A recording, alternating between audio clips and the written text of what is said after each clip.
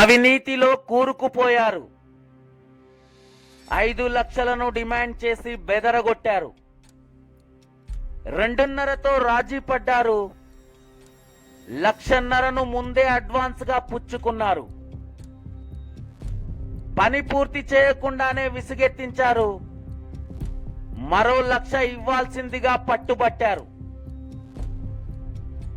పెచ్చుమీరిన అవినీతి అధికారుల భర్తం పట్టాలని భావించిన బాధితుడు రంగారెడ్డి జిల్లా ఏసీబీ కార్యాలయాన్ని ఆశ్రయించాడు. ఎట్టకేలకు వారి గైడెన్స్ ప్రకారం ముహూర్తం ఫిక్స్ చేసి ముందడుగు వేసిన బాధితుడు ఎంపీడీఓ కార్యాలయం వేదికగా అధికారులను ఒకే స్పాట్ కు చేరుస్తూ వారి చేతుల్లో ₹1,00,000 నగదు పెడుతూ ఏసీబీ ట్రాప్ తో కోలుకోలేని షాకిచ్చి అందరి మతి పోగొట్టిన ఘటన రంగారెడ్డి జిల్లా నందిగామ మండల కేంద్రంలోని ఎంపీడీఓ కార్యాలయంలో బుధవారం వెలుగు చూసింది.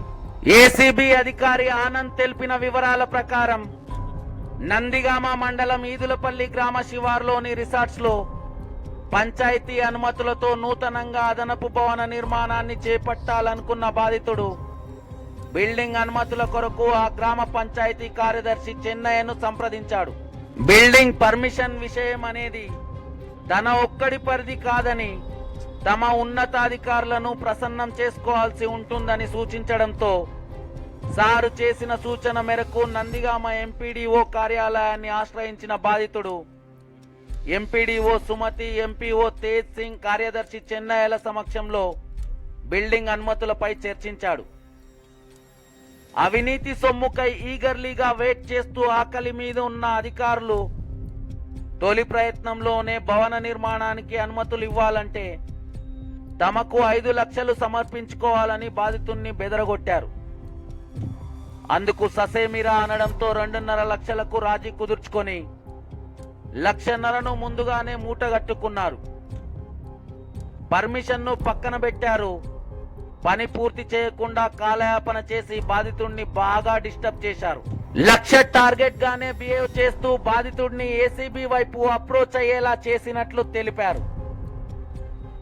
ఎట్టకేలకు అవే ₹1,00,000 తీసుకుంటూ బ్యాడ్ లక్ తో రెడ్ హ్యాండెడ్ గా ముగ్గురి మైండ్ బ్లాక్ అయ్యేలా తమకు పట్టుబడ్డట్లు పేర్కొన్నారు. ప్రొసీజర్ ప్రకారమే పట్టుబడ్డ వారి ఇళ్లలో సోదాలు జరుగుతున్నాయని, ఉన్నతాధికారి పర్యవేక్షణలో విచారణ అనంతరం కోర్టులో హాజరుపరచనున్నట్లు మీడియాకు వివరాలు వెల్లడించారు. చూడాలి మరి నందిగామ మండల ఎంపీడీఓ కార్యాలయంలో జరిగిన ఏసీబీ రైడ్ ను అవినీతి అధికారులు ఎలా ట్రీట్ చేస్తారు. పాపం పండిందిలే అనేలా నేల చూపులు చూస్తూ పట్టుబడ్డ అధికారుల తీరు వారిపై ఎలాంటి ప్రభావం చూపుతుంది, లంచగొండి అధికారులకు ఎలాంటి పాఠం నేర్పుతుంది. Wait and watch. చూస్తూనే ఉండండి సీమై టీవీ.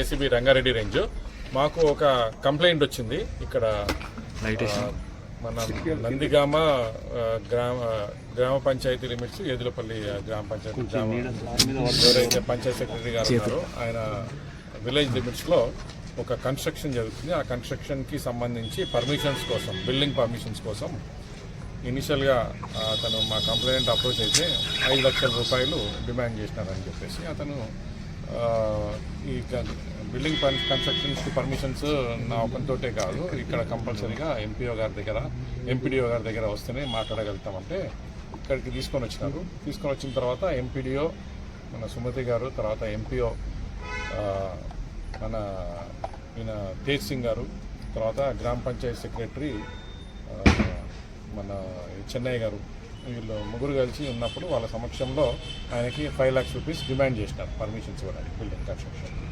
అయితే ఆయన అంత ఇచ్చుకోలేని అది అంటే లాస్ట్కి వీళ్ళు ₹2.5 లక్షలకి బేరమాడి అతన్ని ఒప్పించడం జరిగింది.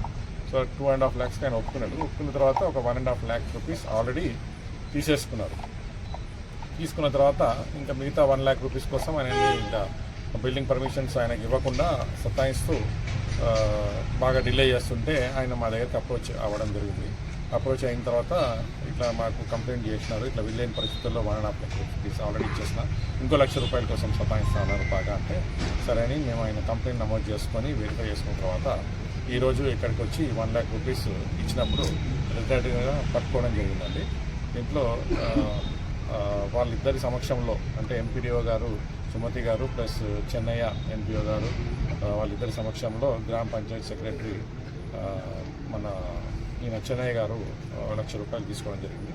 తీసుకున్న తర్వాత మేము రిటైర్డ్గా పట్టుకోవడం జరిగింది. మా ప్రొసీజర్స్ ప్రకారం ఈ సర్చెస్ అనేటివి ఉంటాయండి. ఆ సర్చెస్ అనేటివి జరుగుతున్నాయి. ఇప్పుడు ఈ ముగ్గురిని మేము అదుపులోకి తీసుకొని అంటే ముగ్గురు ఇళ్ళలో జరుగుతున్నాయి అరెస్ట్ చేసి ప్రొసీజర్స్ అన్ని ఫాలో అప్ చేస్తున్నాము. అవి విచారణ జరుగుతుంది. ఫిర్యాదులు అంటే పిటిషన్స్ రూపంలో కొన్ని అనానిమస్ వచ్చినాయి ఆల్రెడీ. అవి కూడా వెరిఫై చేస్తాం. సార్ జెడ్పీసీఓ గారిని పిలిచారు కారణం జెడ్పీసీఓ గారిని పిలిచారు కదా, ఆయన సుపీరియర్ ఆఫీసర్ కదా. ఈ ప్రొసీజర్స్లో ఆయన ఈ అసిస్టెన్స్ కూడా అవసరం ఉంటుందండి. అందుకని చెప్పి ఆయన కూడా వచ్చారు. ప్రొసీజర్స్ ప్రకారం అన్ని చేస్తున్నామండి. కోర్టులో రేపు ప్రొడ్యూస్ చేస్తాం.